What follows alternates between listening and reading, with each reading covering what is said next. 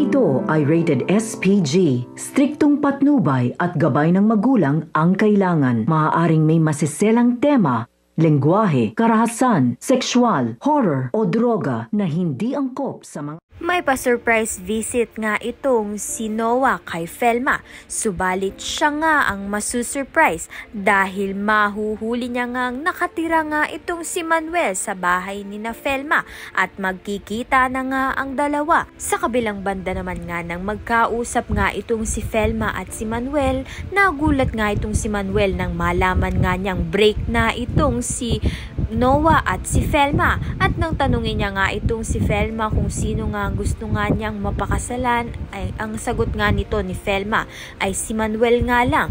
Kaya naman nga may chance pa ngang magbalikan ng dalawa. Samantalang nagtiwala nga itong si Andrea at si Jeff, nakaklase lang ni Colleen itong si Jessica. Lingid nga sa kaalaman nila na anak nga ni Manuel itong si Jessica. At ang mas malala pa nga ay nakatira nga silang dalawa sa bahay nga nito nila kay Felma. Samantalang ito ngang si Hazel ay hindi nga titigil hanggat hindi niya nga mabawi ang kanyang mag-ama.